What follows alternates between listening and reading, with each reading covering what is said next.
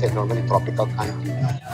I just actually came from a summit, and it's a good thing to connect with what we're doing right now. So it's also a good thing to take note that andito tayo lahat because we are working on a common ground, a common denominator. We have a common denominator that's actually fighting disinformation. It's a good thing that it's not just one organization like PPI, but other media organizations which are also into the advocacy of fighting infodemic. And thanks to our panelists from the government who readily said yes, kasi importante po yun, as I said na kami sa PPI, not just PPI, but other media organizations as well, when we come together, we also would like to engage not just our specific audiences, but also non-media sectors as well, like from the government. Joyce will explain later, mamaya, furthermore, kung bakit kailangan namin itong gawin. As I said kanina before the program started, kami nagpapasalamat sa Hans Seidel Foundation for giving us ample time, not just ample time, but even their resources to be able to come up with activities until the last stretch of the year. So we want to do more, hopefully next year, but for more announcements and details of our programs and activities, all you have to do is to visit our website and also the Facebook pages of the Philippine Press Institute and Hans Seidel Foundation. My name is Ariel C. Sebelino. I'm the Executive Director and Trustee of the Philippine Press Institute. Joining me today is also part of the training team, Joyce Pañares, our Seminar Director, the technical team headed by Kier, the admin, etc. And we thank again our audiences today for joining us for this very important event. We had something like this, not something like this, but really something relevant yesterday. At kinonect po namin ito ngayon sa aming trabaho sa PPI at sa ating trabaho nating lahat ito, whether you're from the academy, or you're from the civil society organization, whether you're from the government, we are on the same boat in fighting, as said, disinformation, misinformation, and malinformation. Having said that, again, thanks to Hans Seidel Foundation, I'd like to call the resident representative of Hans Seidel Foundation to the Philippines, Attorney Guts Heineke, for his opening remarks. Yes, thank you very much. Good afternoon to everyone, dear ladies and gentlemen. It's an honor and it's a pleasure as well to address these welcome to my remarks to you this afternoon. The Hans Seidel Foundation, we are in the Philippines more than 40 years. We are a German NGO, and it's our goal in various projects in the Philippines to build up democracy and good governance. We are supporting state partners like the DOJ, the PNP, the Philippine Public Safety College, the Commission on Human Rights, the National Commission on Muslim Filipinos, but as well we are supporting the civil society with various partners, and one of our most important partners is, of course, the Philippine Press Institute. First of all, thank you very much, Ariel, for this partnership that we are having now already for 3 years. It is wonderful with you. Why are we working together with the PPI? It's quite easy because in order to build up democracy and good governance and all these nice words, the population must be informed, the population must be in the key player in order to inform the population about what is going on are journalists. And of course, we are pretty well aware that journalists are facing a huge problem or a huge challenge now in these days with fake news, with social media. And therefore, we are quite happy that PPI proposed this activity, this conference this afternoon, and we are willing to support this activity. Having said that, I don't want to waste too much of our costful time. I hope you will enjoy the conference. All the best for this afternoon, and let's have some fruitful and open-minded discussions. Thank you very much. Thank you, Attorney Guts Heineke, and thank you, Hans Seidel Foundation. Okay, please, we'll be posting on the chat room our survey questionnaire this early or in the middle of the program, because we want you guys to let us know how you think about the program so we can do more and also do better next time, probably next year in all our other activities. So please do answer or fill out the survey questionnaire that we'll be posting in the chat room. And having said that, huwag natin patagalin pa. Let's start the ball rolling. I'd like to call our Seminar Director, Joyce Pañares, to start with our discussions. Thank you, Ariel. Thank you, everyone who joined us today. Maraming salamat lalo tigit sa mga panelists natin who made time to be with us. Siguro, I'll just ask here to flash yung pina-prepare ko sa kanya na quote para meron tayong angkla kung bakit tayo nag-hold nitong public forum na to. So, teka ha. Some house rules lang. Pag hindi po nagsasalita, pakimute lang po tayo para wala pong interference. And then if you have questions, kindly drop them sa chat box later, as Ariel said, and we will ask them. Or if you want to ask them personally, especially for our media friends who are here to cover this event, just kindly raise your hand and we'll call your names later. Okay, so PPI has always been at the forefront in the fight against misinformation and disinformation. But this is actually the first time that we're hosting this kind of forum where we have representatives all the way from the government, from Congress, and also from other media groups like NUJP and KBP, So ganda nitong exciting for us itong magiging discussion today. But what is especially significant is a recent statement from the Malacanang Palace, particularly from Press Secretary Trixie Cruz Angeles, where she said that the president, referring to President Ferdinand Marcos Jr., urges you, referring to the public, to join the government in fighting against the proliferation of misinformation and disinformation through inclusive, compassionate, and responsible communication. This to us is a clear signal that the government is willing to fight disinformation. But how exactly they intend to do that, then that's the devil is always in the details. So that's what we have to know. And of course, in Congress, there are pending bills. That's why we have also Congressman Bem Noel today on how to combat disinformation or what they call fake news. Siguro for grounding lang, we try to avoid the term fake news sa atin sa industriya because news is never supposed to be fake. So we use the proper term, which is the misinformation or disinformation, depending kung ano yung nature nung false information that we are dealing with. So hindi ko na patatagalin. Ang ikot muna natin. We will start first with, of course, from the spokesperson from the OPS, si Yusek Eugene Rodriguez, and then we will have Congressman Bem Noel, and then to be followed by Attorney Reggie Hularbal, the spokesperson of KBP, and then Marshall Espina, a board member of NUJP. So if at any time Secretary Remulla pops up, then we will also ask him to give his opening remarks. Yusek Rodriguez, floor is yours, sir. Hi, good afternoon. Can you hear me? Yes, sir, pero we can't see you. Ayan po. Ayan, better. Hi, good afternoon po. First po, I'd like to thank you po for inviting po the Office of the Press Secretary to this forum po, no? Unfortunately, Sec Trixie could not join because she is in the States. She's with the President for the UNGA, while OIC Marlon po, Yusek Marlon Purificacion is also doing something for the budget of the OPS, which is due for plenary on September 26. That's why I was asked to represent the office today. Now, regarding the statement of Secretary Trixie Angeles, yes, the government is very much interested in fighting misinformation and disinformation during the Marcos administration. In fact, I think the president himself has also said that way back. And the OPS has been trying to formulate programs and policies to be able to do this.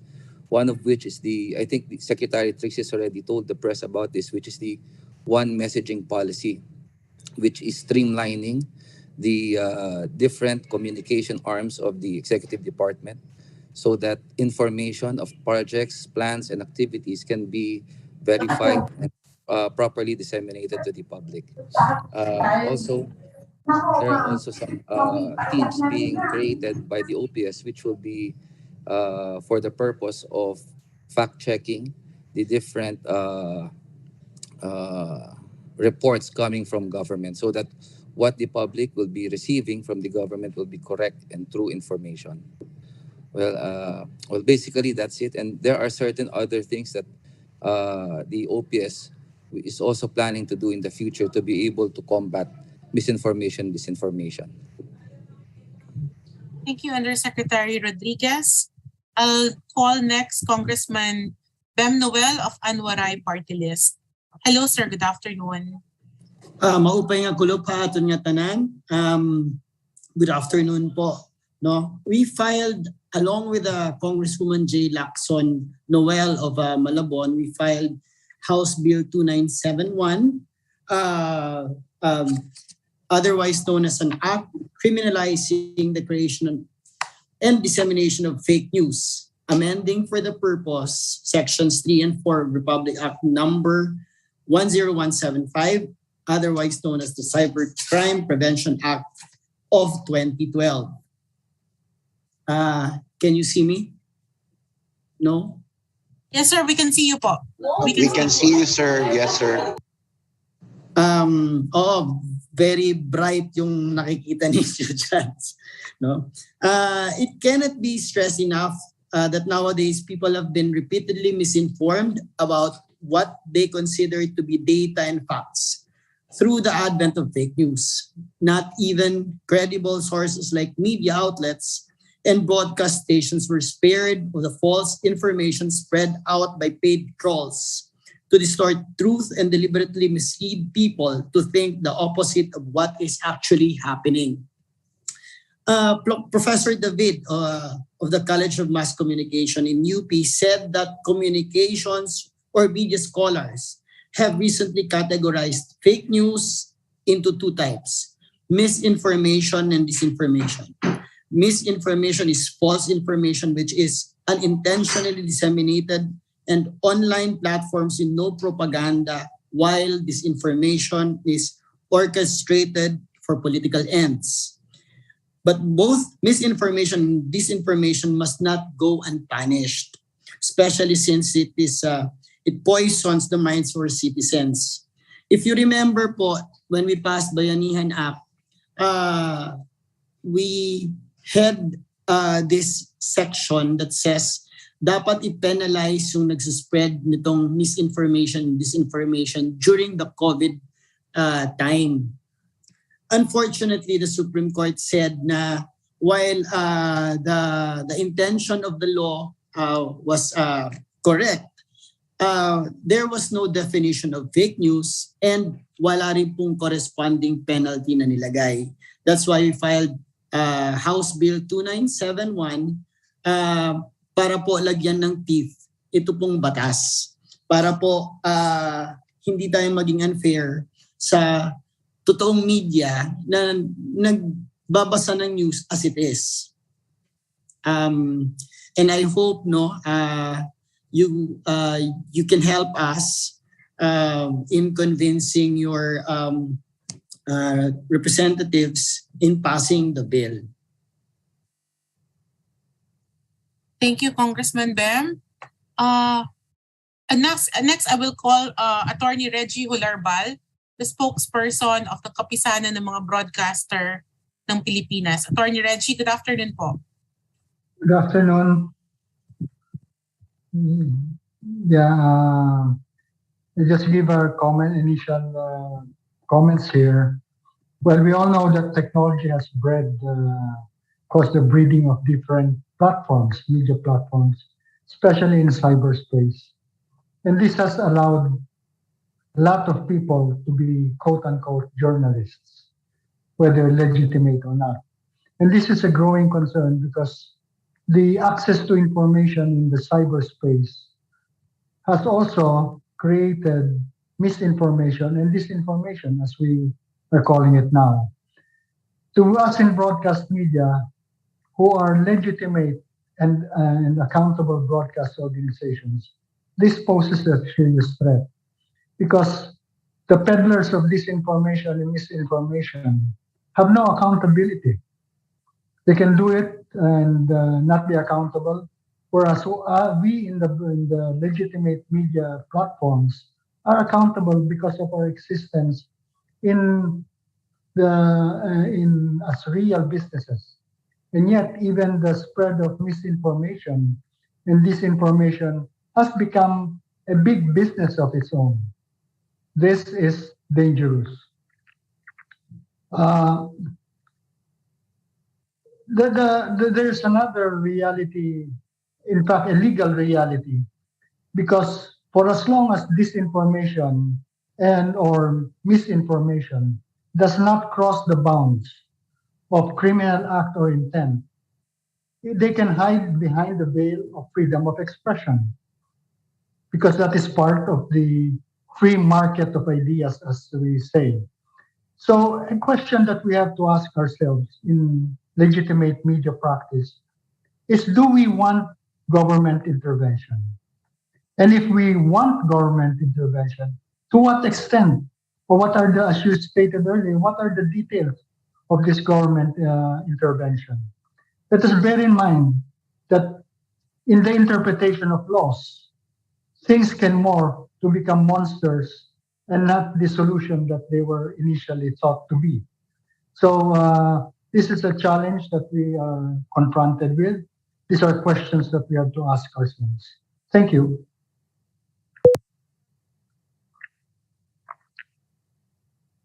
Thank you, Attorney Reggie. And for our last panelist so far, si Michelle Espina of NUJP. Good afternoon, everyone. So given the hostile media environment during the presidency of Rodrigo Duterte and during the election campaign, of course, the NUJP has strengthened its safety office. So during the election, we actually saw cases of harassment among our colleagues in the industry, while of course others were barred from coverages or they were ignored when they're asking questions. So with the new administration of under Ferdinand Bongbong Marcos Jr., access to information is still an issue. So this August, there were questions about rejection of the palace accreditation of Rose Novenario of Hatao, who has been covering Malacanang for a long time. Although it's a prerogative of the palace who to give accreditation to those who cover there. So for us in the press, we still have to wait and see because of, again, the traditional honeymoon period between the media and the new administration. So it is true that compared to the previous administration, where of course the president has been, the attacks of the president at that time were face to face in his official speeches, the current national government's treatment to the media seems to be calmer. But of course, there are still government agencies that call media fake news, quote unquote, and brand critical reports as malicious and fabricated. So since July, the NUJP Safety Office has documented 11 incidents related to press freedom. 4 of these have to do with libel and cyber libel, the law that we have been campaigning for decades to be decriminalized. In one case, Darcy de la Galicia and Noel Alamar, who were charged by Quezon Governor Helen Tan and her husband, DPWH Regional Director Ronald Tan of Cyber Libel at the Pasay City Prosecutor's Office. So according to de Galicia, 941 counts were filed against them. So this kind of harassment has created a chilling effect to the press. So of course, red tagging or accusing journalists of being enemies of the state still continues. The red tag include Altermedia, Bulatlat, Pinoy Weekly, Radio New One, CGP, Rappler, and of course NUJP and the Foreign Correspondents Association of the Philippines. So 4 incidents of red tagging have already been recorded by the safety office, and there are probably many more, but it has not reached to us. So of course, included in the red tagging is the blocking of the websites of Bulatlat and Pinoy Weekly by the National Telecommunications Commissions. Of course, it happened in the last days of the Duterte administration, but it was not lifted by the current leadership. So last August, Bulatlat was able to obtain a TRO on the blocking. And of course, this is proof that if we fight, if we push back, we can actually win. So we hope that the court will eventually overturn this legal and dangerous block order. So we also cannot fail to mention the aborted so-called landmark deal between ABS-CBN and TV5 that would have given hope to those in the media who lost their jobs during the pandemic. And of course, the rejection by the Congress of the application of ABS-CBN for a new franchise. Now, the threats and challenges in the media is not overt as before. But one thing we need to fight is the tendency to self-censor. So what we call the chilling effect brought by every attack on the media is still felt, and perhaps many newsrooms choose to be extra careful to not get heated. Of course, taking precaution is just right, but it is dangerous if this reaches the uncriticalness or the absence of healthy skepticism in the statements of the government and its officials. This challenge of access to government agencies and officials is also an opportunity for us media to find other people to talk to, like the people themselves who are actually affected by the government policies. So since the time of martial law, the fight for press freedom or against efforts to control or silence the media has continued. Thank you. Thank you, Marshall. As discussed earlier, pauunahin po natin all questions for Congressman Bem Noel because he has to leave early and preside sa budget hearing sa Congress na iniwanan po niya para sa atin. Sir Bem, unahin ko na po yung ibang questions dito para sa inyo. Kung may hahabol, pakiiwan po sa chat box para maitanong po natin kay Congressman Noel. Sir, ang unang tanong po, hindi pa po ba is libel, are libel and cyber libel not enough to cover forms of disinformation or misinformation? And Apparently, secondly, sorry sir, go ahead. Apparently hindi. Dahil ang dami pa rin fake news na lumalabas at hindi ganon kadali mag-prove ng cyber libel din. No? Otherwise, iba kasi palagay ko iba yung libel at saka fake news eh. Mm-hmm. No? Siguro may follow-up question. Yes, sir. Ang sunod po ng katanungan, if we say that it's not enough and we really need a new law, who will determine what is disinformation or misinformation? Will it be the government? What kind of body, what kind of animal are you envisioning to determine which is disinformation and which is just critical report that, some people, powers that be, may not be comfortable with and dismiss as disinformation or misinformation? If I may define libel, may I read it verbatim para hindi ako magtatali.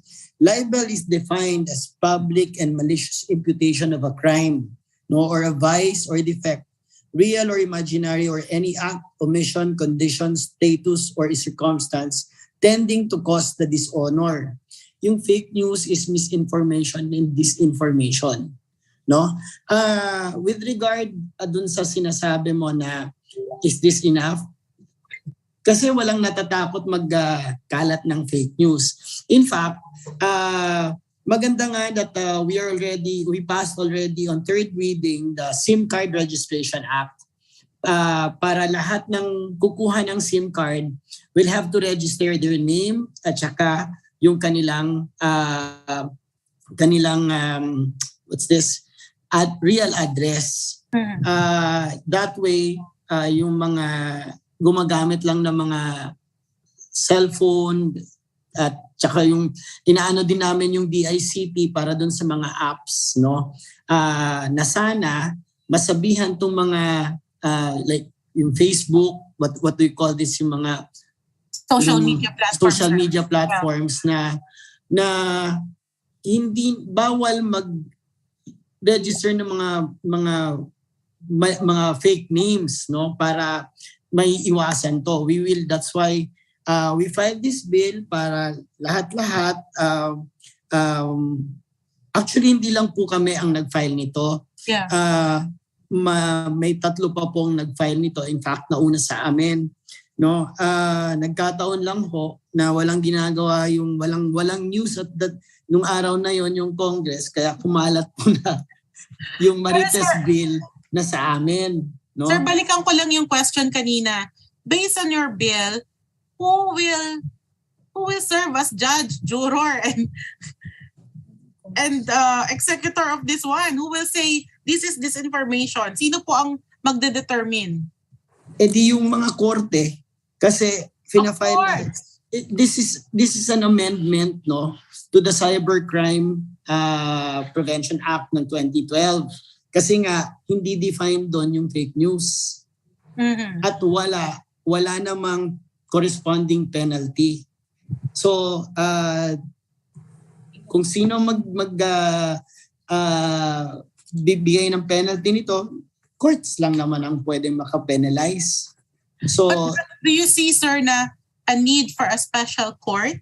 Kasi parang I'm not sure if all judges would be able to... I do not think so. No? Okay. As soon as mapasa yung batas, I am sure babasahin lang naman nila pati yung intention ng batas for them to pass judgment. Sir, based on your bill, gaano po kalaki o kaliit yung penalty that comes with misinformation? Pag-uusapan yon, no? But okay. Ang proposal natin is from prison correctional in its maximum to prison mayor in its minimum. Okay, no? sir. So yun yung ating proposal, but then again, subject also to discussions sa committee. Mas may alam sa amin. Yung atin lang ho na natataon na po sigurong magkaroon tayo ng Marites Bill as we call it, no, na para ho, kasi ang problema sa fake news, kahit ho ako nung may isang beses na nagsabi walang pasok nitong ganyan, naniwala ako and kinalat ko na yon na walang pasok. Na-share po ninyo. Oo, pero wala naman kayong masamang intention. So, misinformed lang kayo, sir. No, hindi ko sinare sa social media. Sinabihan ko yung mga staff ko, wala kayong pasok, ganyan, nagplano na sila, and then may pasok naman pala. Yeah. What if yung mga estudyante sasabihan, walang pasok ngayon dahil signal number ganyan, pero may exam sila, and pagpasok nila, babagsak sila. Kawawa naman. Sir, may isa pa pong question dito.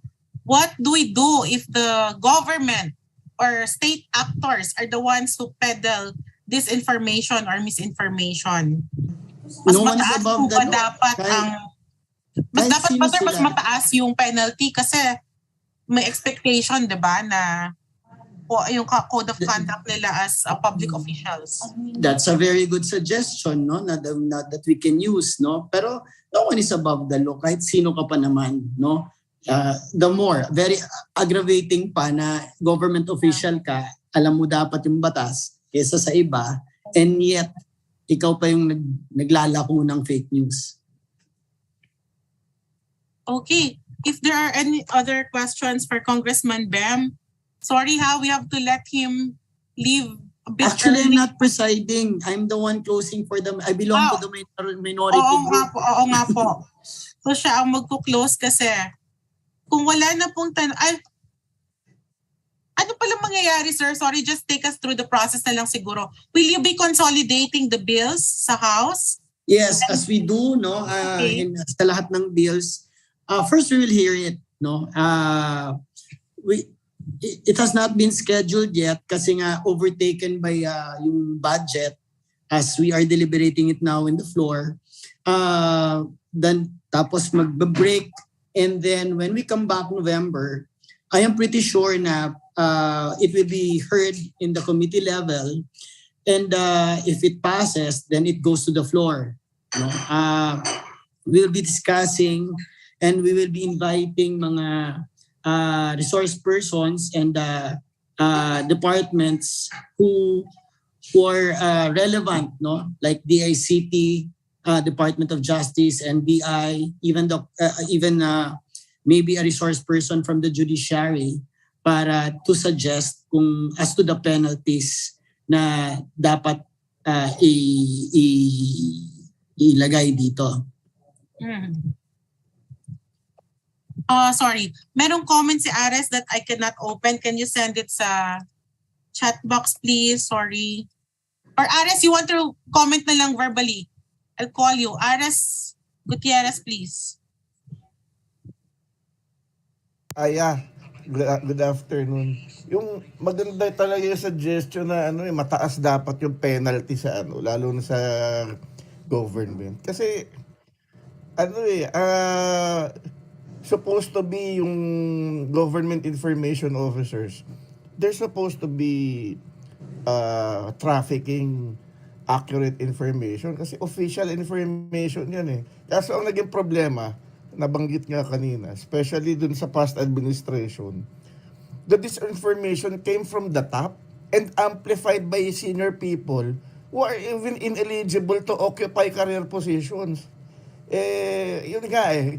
Ang problema dun, saan naman pupunta yung mga journalist dyan? Kasi i-quote ba nila yung information, yung disinformation na galing sa government source?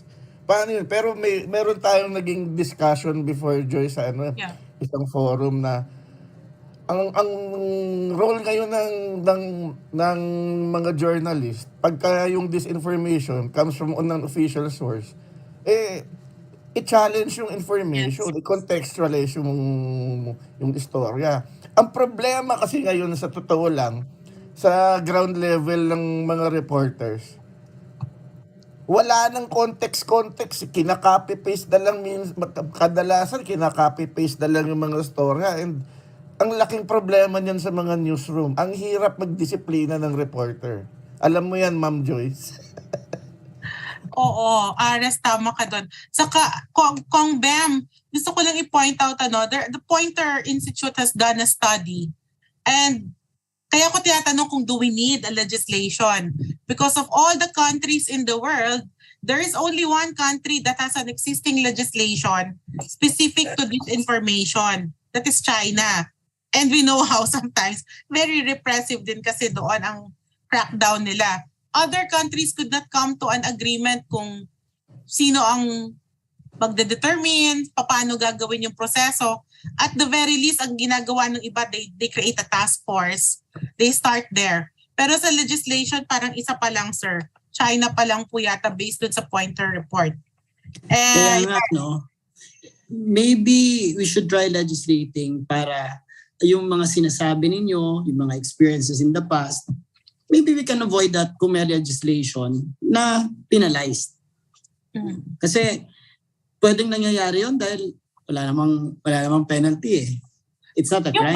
Yung bayanihan bill ba, sir? Bakit siya na-strike down? We were afraid na may mga magkakalat ng mga disinformation na dito may COVID dito, matatakot yung ganyan, dito ganyan.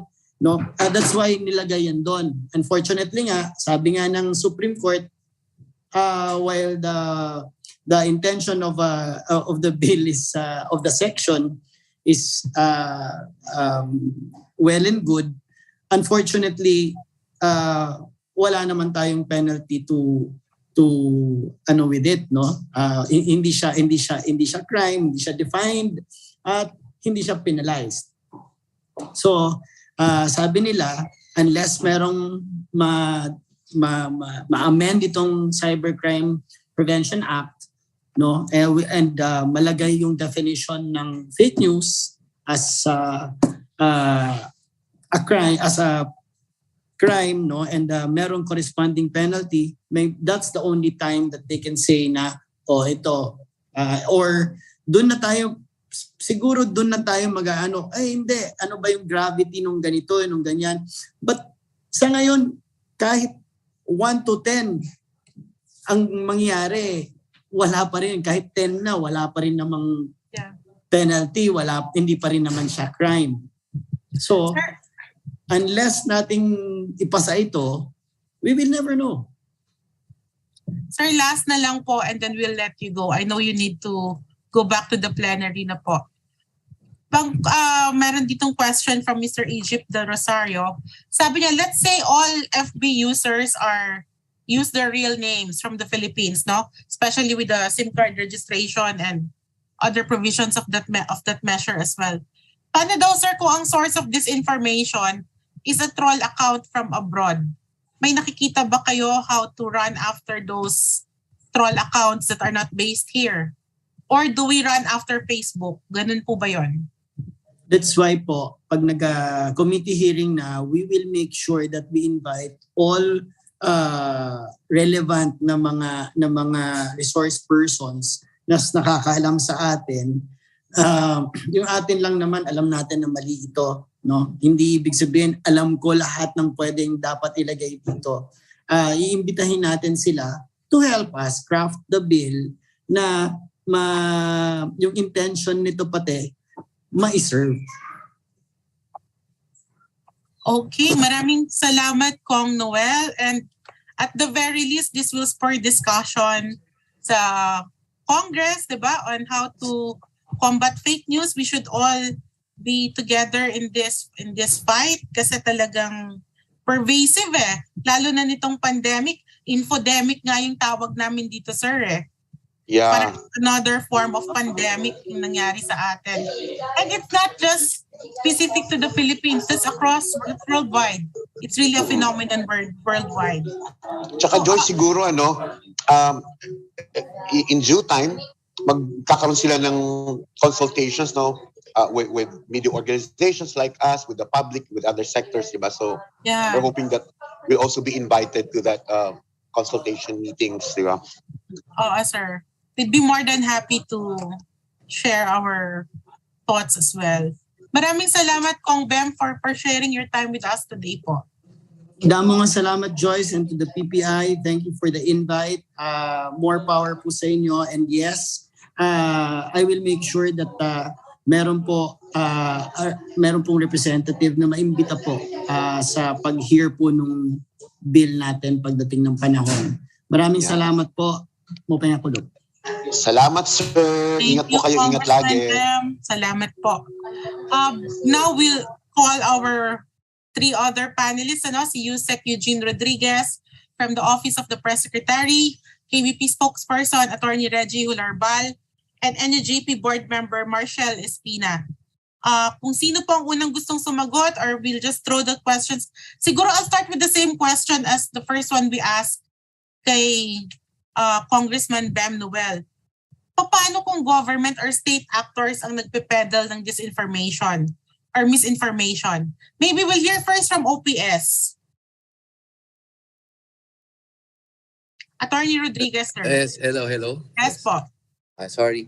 Well, as far as the Marcos administration is concerned, ma'am, so far we have not seen any reports yet of misinformation, disinformation coming from reports from the executive branch. So on that, we do not really have any comment yet on whether the state actors have any motive to provide any misinformation to the public. In fact, it is the mandate of our office, the Office of the Press Secretary, to provide true, relevant, and reliable information using the effective communication arm of the government.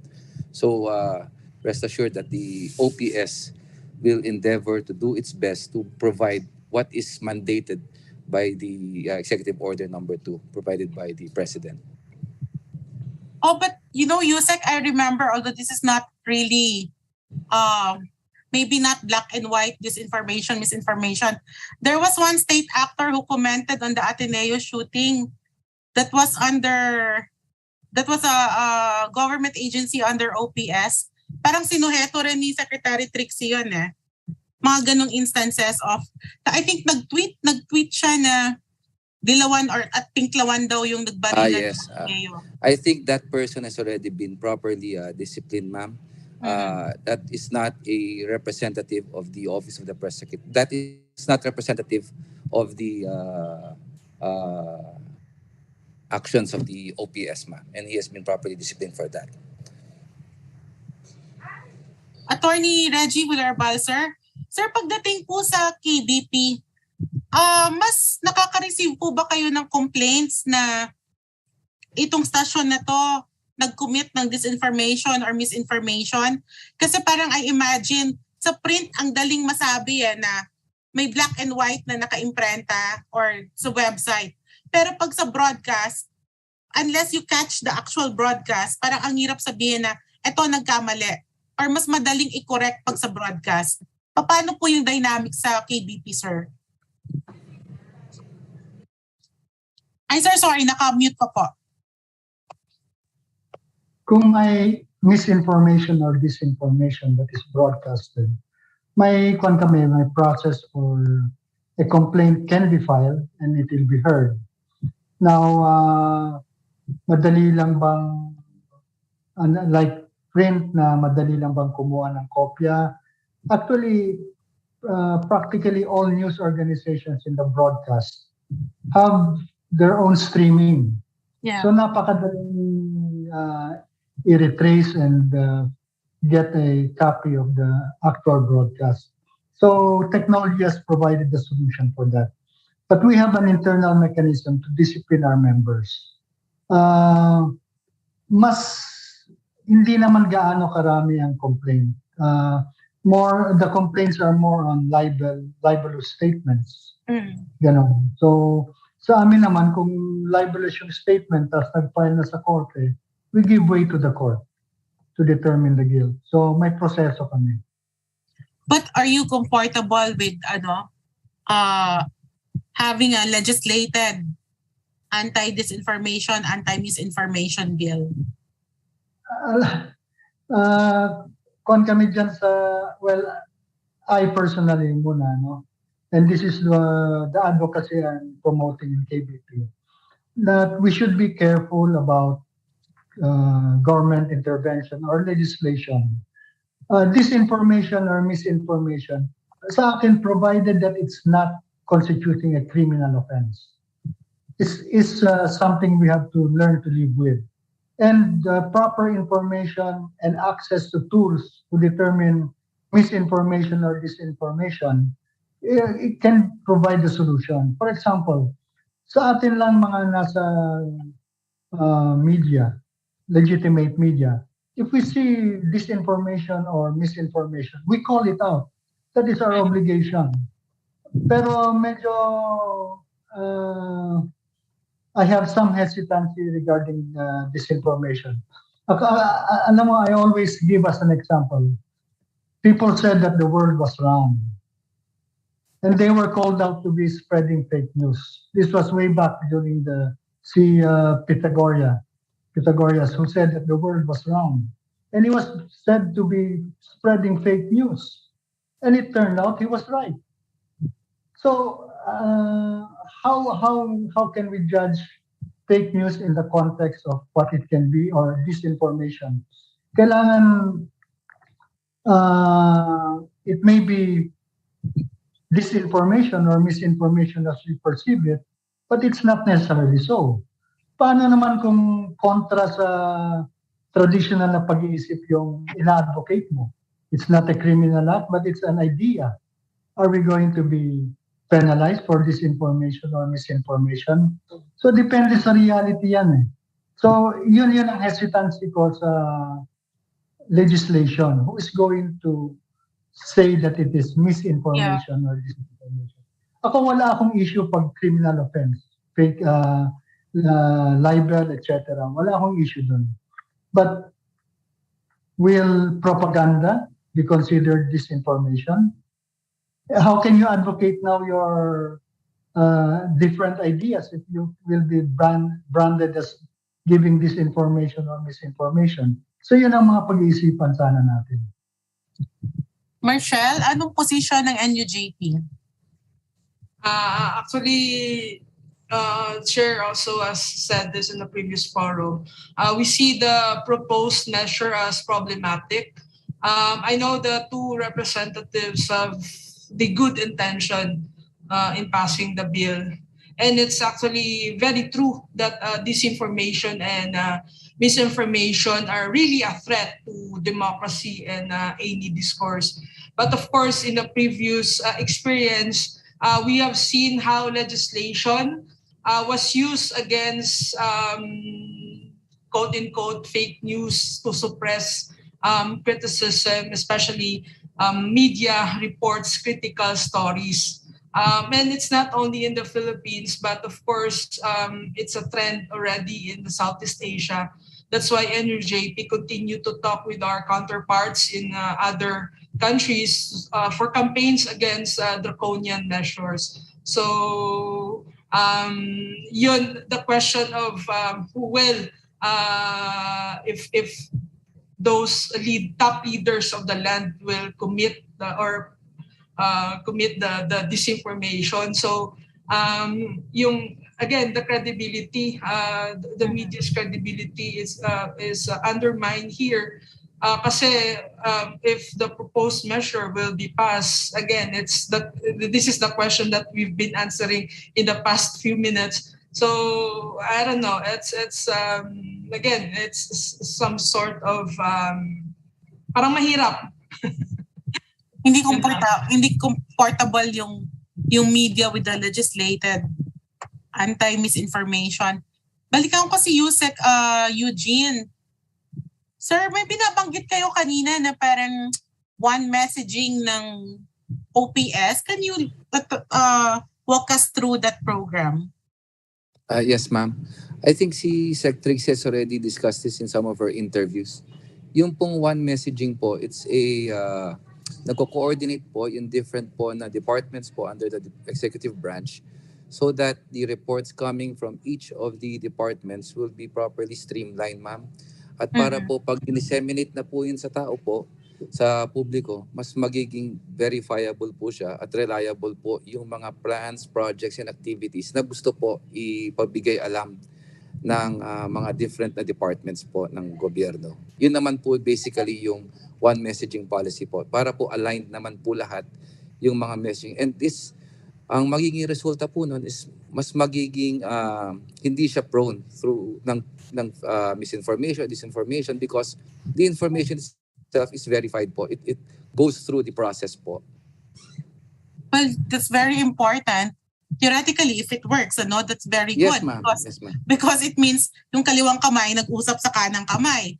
We avoid po, instances where, for example, one member of the IATF will say one thing, another member of IATF will say another thing, and then we don't know kung ano na ba ang policy natin.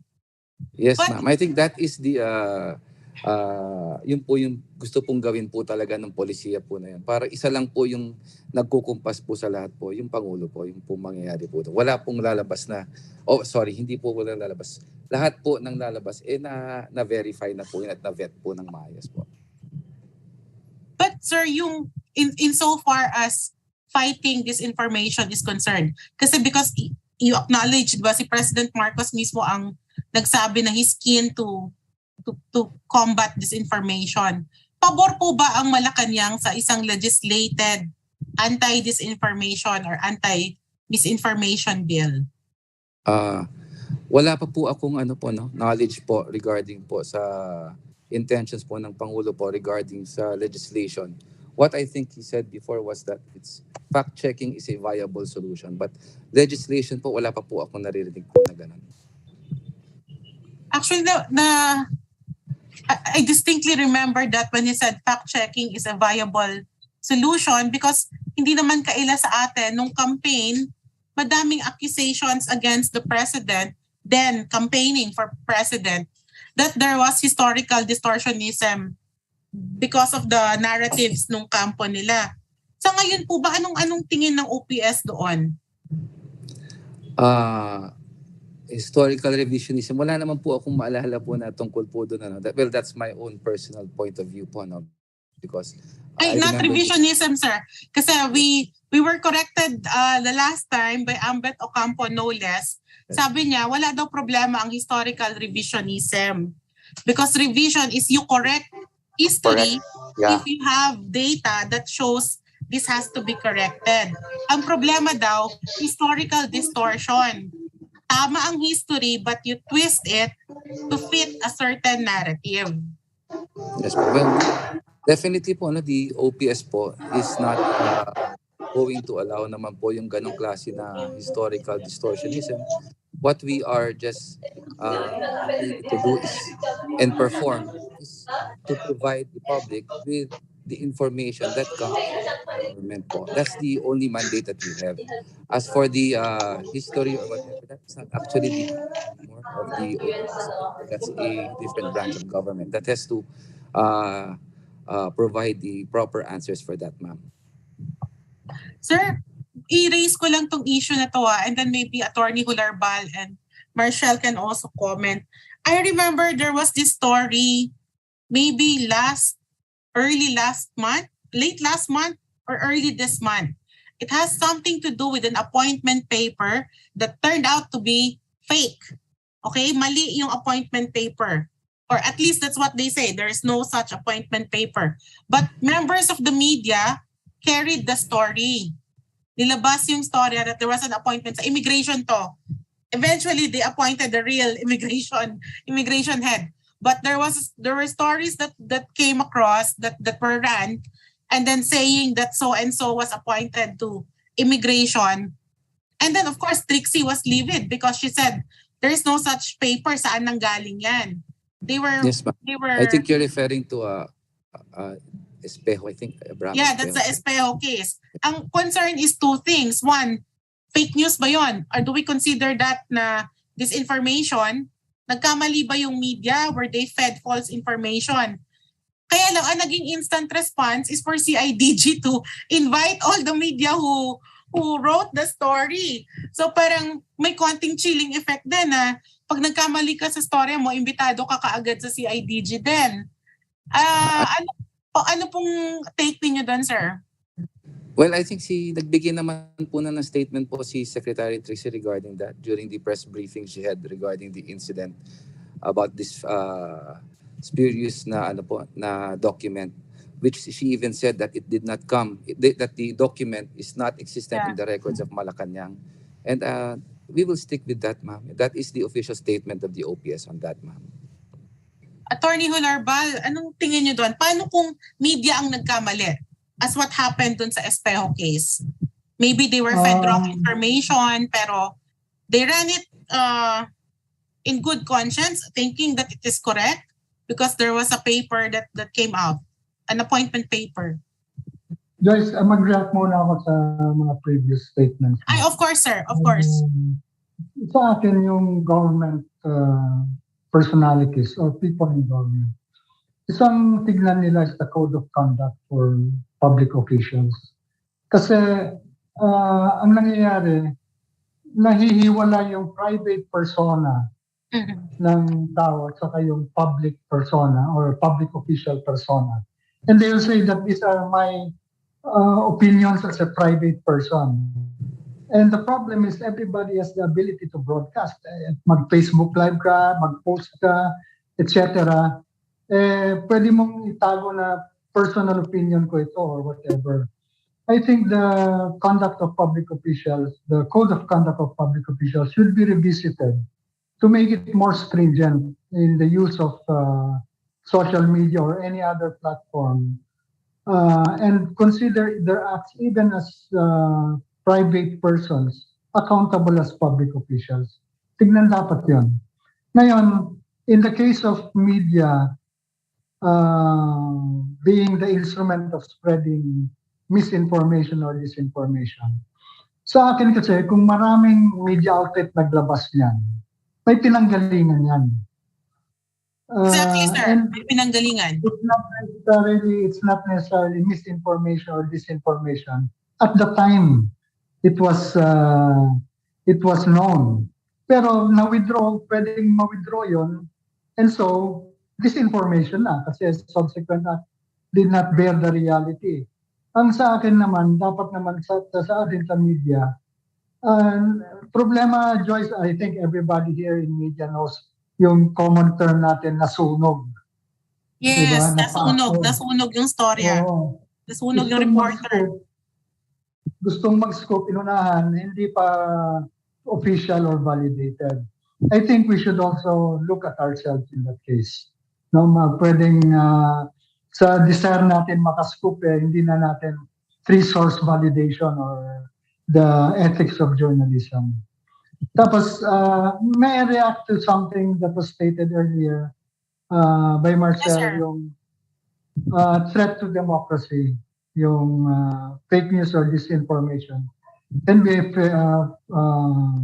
threat to democracy. Tama yon in the reality of in the context of our own reality.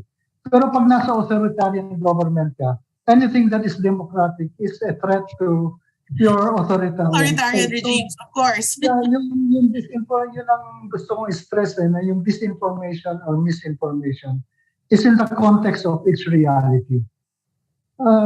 It's not necessarily a disinformation or misinformation, but it has become so in the context of the reality you're experiencing. But in the reality of others, it is correct information. Yeah. So, doon ako natatakot sa legislation. Slippery slope kasi, sir, ano? Anything can become disinformation if it's negative dun sa people who will determine kung alin ang disinfo at misinfo. Yes, that's true. Thank you, Attorney Reggie. Ares, I saw you raising your hand, but I'll call first Marshall for her reactions and then we'll go to Ares. I echo the sentiment of Attorney Reggie actually. So of course, with the proliferation of disinformation, it is incumbent upon ourselves, the media, to double check, triple check, whatever, how many checks, there are multiple checks, any sources of information for, we understand the breaking news part. But again, with media under fire, and our credibility being undermined, it's really we really have to verify everything, because again, bogus information that will come out in the media will give it credibility because it came out in the mainstream media. So again, we just have to be very careful lang. So that's it. Saka what we want nga is to regain the public trust And we can't do that by committing ourselves, diba, the same mistakes that we accuse other people of doing. So we have to hold ourselves to a higher standard in terms of vetting and verification. Ares, you raise your hand. Yeah. May tanong lang ako dun sa representative ng Office of the Press Secretary. That's for Yusek Rodriguez. Yes, go ahead, Ares. Yusek Rodriguez. Kasi may the last administration, merong tinatrabaho yung PCO na draft administrative order, spelling out an official social media policy for government, pati yung covered na dun yung mga government officials and employees. Kasi yun nga yung may bringing up kanina na paano mo may hiwala yung personal and official function ng isang tao. And dun sa draft, very specific dun sa draft AO, nagkaroon ng mga focus group discussions. I was part of one discussion.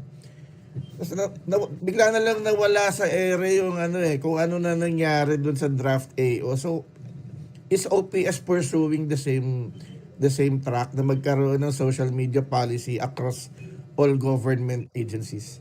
Thank you. Regarding po dun sa AO, sir, to be honest, since the transition, hindi ko pa rin po na susuri lahat po ng mga naiwan po ng previous administration ng mga pending AOs and other orders po. So I have to go over the records regarding that. Now, tungkol po naman doon sa kung may policy po kami on social media po, so far po ang main thrust pa lang naman po ng ginagawa ng OPS is for the one messaging policy, because I think that is the most important thing to do right now. Para nga po dito po sa disinformation, papigilan po ito. Yusek, alam mo sa corporate, yung iba sa kanila talaga mahigpit pagdating sa social media ng empleyado nila. So parang even the social media platforms of your employees, parang binabantayan nila to make sure na aligned yung messaging. Is that something na tinitingnan din ng OPS? Tapos yung iba, di ba, may mga blue checks pa, yung mga verified accounts. Pagdating sa Facebook, pagdating sa Twitter, I know si Secretary Trixie and the OPS has verified accounts, but how about other, for example, kayo, naka-private po ba? Paano yung ganun, sir? Wala po kasi ako social media account po, Aba! Anong tinatago nyo? Bakit wala? Wala naman po, ma'am. But anyway po, regarding po sa social media account po, there's only yung OPS nga po, tsaka po yung kay Press Secretary Trixie po ang verified po. And that is what is representative po of what is being conveyed and conveyed by the OPS po. Para po sa mga empleyado po naman, Hindi pa namin po na nadidiscuss yung tungkol dyan, but I'll raise it up po kay Secretary Angeles po once she returns po regarding po din dyan, so that maybe later on we can give you a more concrete and definite answer on that, ma'am. Okay. Kung may questions po kayo or like Ares, you want to be called, now is the time to raise your hands. Otherwise, we will continue asking our panelists. Kaya lang sayang yung opportunity, especially for the journalists who are with us today. Baka may gustong magtanong. Pwede po mag-raise ng hands lang. Sir Reggie, siguro tanungin ko lang, pagdating sa KBP, kasi ang medyo naririnig ko lang o baka dahil algorithm ko or echo chamber ko, pagdating sa fighting disinformation, ano po yung parang nakikita ng KBP na dapat gawin ng mga radio and TV stations naman? Paano i-combat yung fake news? Saka merong isang concept, sir, na lagi namin tinitingnan, yung tinatawag nila oxygen of amplification. This really works for TV or broadcast or radio. Halimbawa, may source na nagsasalita. Alam mong nagsisinungaling. Sa Amerika, they turn it off. Diba? Si Trump ilang beses, pinatay nila yung microphone or hindi tinutuloy yung broadcast. Kasi parang we give them daw space pa or airtime para i-broadcast pa yung mali or yung false information. Tingin niyo po ba yun yung tamang paraan? Or do we allow them to say what they're saying but then immediately question or verify or vet that information? Sa huling tanong mo, yung kultura natin kasi, it's rude and improper to cut the person off the air habang nagsasalita. The proper procedure really, in the context of Philippine media, broadcast media, is to allow the person to finish what he's saying and challenge it. Challenge it or directly question the veracity of what he's saying. But during the pandemic, sir, sorry, push ko lang ng konti. Itong pandemic, parang nagagawa pa ba natin yon as vigorously? Lalo na via Zoom yung mga press cons kadalasan. Parang baka hindi ka nga tawagin eh. If you want to do a follow-up question, pwede kang i-unmute. Parang the odds are stacked against us in terms of vetting and instant verification. Well, if you are the guest and challenge mo yung sinasabi ng broadcaster, well, yun ang problema kasi the control of the mic is not with you, no? Pero if you're the broadcast journalist or the anchor, and the guest is spreading fake or disinformation, you have the opportunity to challenge it. So, yun ang role mo as an anchor or the moderator, as the case may be, or the program host. Yun ang role mo. You should bear or unveil the misinformation or disinformation. That is, in fact, our obligation as media people. Sa unang tanong mo, anong gagawin ng KBP? Precisely, yun ang kwan. The broadcast journalists should realize that it is their role to call out misinformation or disinformation and to educate your listeners or viewers of the real information or the correct information that is supposed to be the one being propagated, rather than to propagate or even allow misinformation or disinformation to become pervasive. Thank you, sir. Attorney Eugene, sorry balikan ko lang po. Naalala ko lang kasi yung binanggit kanina ni Marshall din sa opening statements niya, yung 11 na naitala na incidents considered as attacks on media or threats against media, kabilang po doon yung red tagging. Ano po ang position ng Marcos administration ngayon pagdating sa pagre-red tag? Wala naman po kaming nire-red tag, ma'am. No, I'm not saying you're red tagging. I'm saying ano ang official position ng Marcos administration when it comes to that practice of red tagging journalists, human rights advocates, or maybe sometimes even communists kung talagang komunista ang ni-red tag? Well po, no, wala naman po kami na policy po na ganun po, ma'am.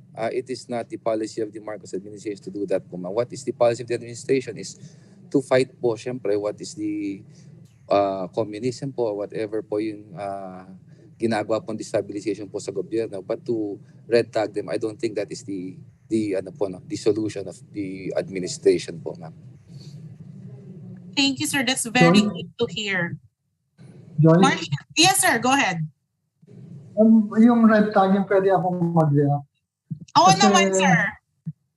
Ilang beses ko na-encounter mga kaibigan natin na military, ano. And they're so keen about makakaliwa, etc. Nasa kaliwa yan, komunista. Palagi kong riniremind sa kanila na wala naman illegal na komunista ka o kaliwa ka. Yeah. Wala naman illegal doon. Ang illegal is the armed conflict versus the government. So I don't know, talagang kailangan those in the military or the police should realize that part of democracy is there is such a thing as communism also, as or being a leftist. That As is an part of the ideology. democratic process, as an ideology. So In fact, yung kanina, sir, breaking news lang, kanina, the Manila court junked the petition of DOJ to declare CPP and PA as terrorist groups. Just this morning. Yun ang it's old school. Yung branding communism as threat to the government. Hindi. It's part of the democratic process. So, medyo nakaka-alarma yung paggamit ng terms sa mga kaliwa, mga komunista in a different context or in an how do you call it, used as a negative when in fact that's part of the whole democratic process. Pero sir, siguro last na lang, should we consider red tagging as a form of disinformation as well? And Marshall, you may want to add to this after Attorney Hularbal. Sa akin, yung red tagging, disinformation yon. Parang pinapalabas na mali, hindi naman mali yon. Kung makakaliwa ka, wala naman mali doon. Yan ang one. It's a form of disinformation. Marshall? And sometimes deadly pa, sir, Deadly form, hindi lang form. I just want to add additional comment in your previous question to Attorney Reggie regarding the yung parehas kay Trump na if a report based on the perspective of a local community journalist. I'm based in Bacolod. Citing our previous experience here pre-pandemic, we have this local official who loves to send media outlets sort of this thick of documents, he's fond of filing cases, especially those because he was previously there was a raid in his house and firearms were found, so he's running after the people.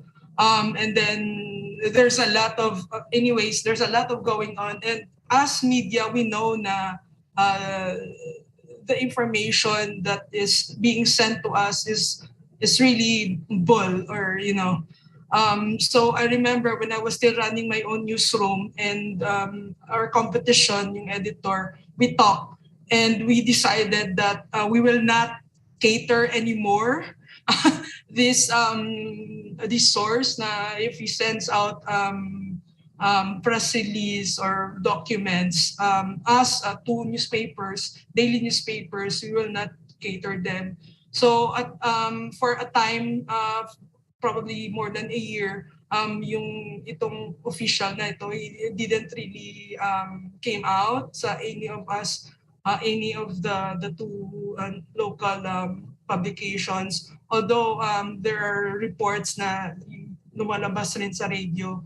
But again, I think it's really possible na for especially in the community media to if we just fight together we will combat, we can combat disinformation. And of course, on the red tagging part, it's not only part of disinformation, but also a threat to the journalists themselves, because if we are, if we brand this media group or this particular journalist who is allegedly a part of the rebel group, of course, not only you are endangering their safety, because we have seen activists and lawyers, human rights advocates who are red tag and being killed. And we have numbers of, in the last administration, we have around 22, I think, that's around the number, more than 20 who were killed in the Duterte administration. So of course, it's not, the red tagging is not only part of disinformation, but it's really a threat to the media. That's it. Okay. I think there are no more questions sa chat box or sa messenger. But if you have, we can accommodate maybe last two questions, or otherwise we will ask our panelists na to give their closing remarks.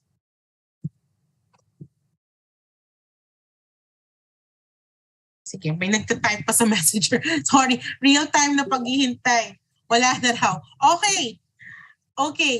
Maybe we'd ask our panelists for your closing remarks. Attorney Eugene, baka gusto nyo ring i-address kung parte po ba nung one messaging ninyo yung how to ensure that the messages is released to the community media as well. Diba? Hindi lang sa national, but more importantly, to community journalists also. Yeah, ma'am. Anyway po, ma'am, we'll try to do our best, ma'am, regarding that. I think the OPS still is in the process of reorganization right now. As you know, yung EO number 2 was just released recently, ma'am, and definitely, ma'am, it has plans, ma'am, to be able to go through the grassroots, ma'am, para po ma-convey naman ang message ng gobyerno ng tama at ng mabilis po din, ma'am. Basically, that's it, ma'am, naman. Thank you, sir, for taking the time Thank to you also, join ma'am, us. for inviting us again, ma'am. Thank you very much. To join us today. Attorney Reggie, your closing remarks, sir? Salamat sa PPI for giving KBP the opportunity to share its thoughts. Sa amin sa KBP, ang paglaban sa misinformation or disinformation is proper education on what is correct. Yun ang kanon. At yun ang role natin sa media.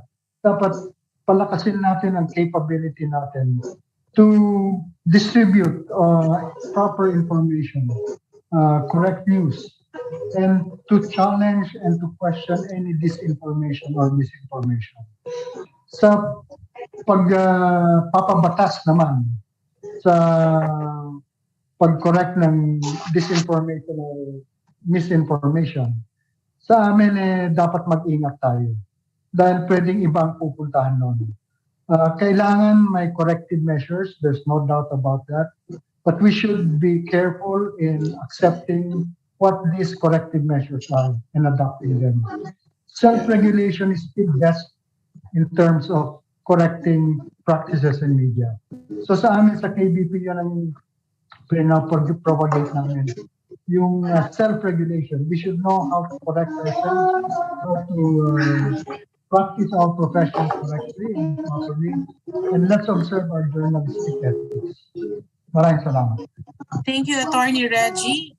And kay Sir Jun Nick Dao for graciously sending Attorney Reggie to represent PPP today. Maraming salamat. Marshall, your closing remarks, please. So of course, us journalists should continue to campaign in addressing disinformation, challenge the government to be truthful, and of course, you have to fight for press freedom. Thank you. Okay, maraming salamat po to all of our participants today.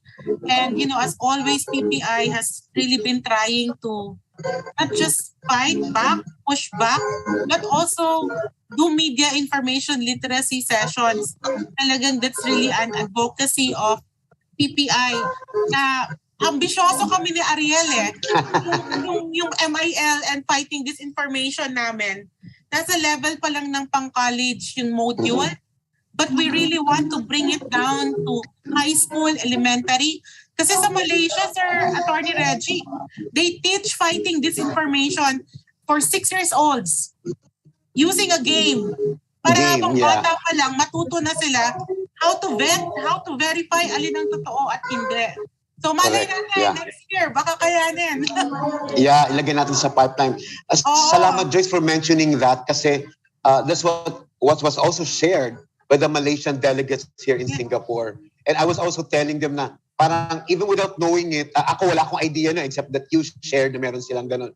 Sabi ko nga, depende, wala namang masama kung sinong nauna in the Philippines. At least naisip na natin yan for PPI na to bring it down to the level which we actually started through developing, tinawag natin just a simple module of fact-checking to bring it down to the level of grade schoolers. So it's probably an ambitious project initiative of ours, pero hopefully by next year, with the resources again from our institutional partners, we'll be able to do that and to do more insofar as MIL and educating, wag na natin sabing educating, engaging the public. Joyce, di ba? Yun, sa huling paalala ko lang sa ating mga masugid at saka yung first-timers ngayon, please grab the opportunity when you can, if you have an available time, to really attend to mapa-public forum man, mapa-podcast man ang aming PPI, mapa-roundtable discussion man, or seminars na involving non-media sectors.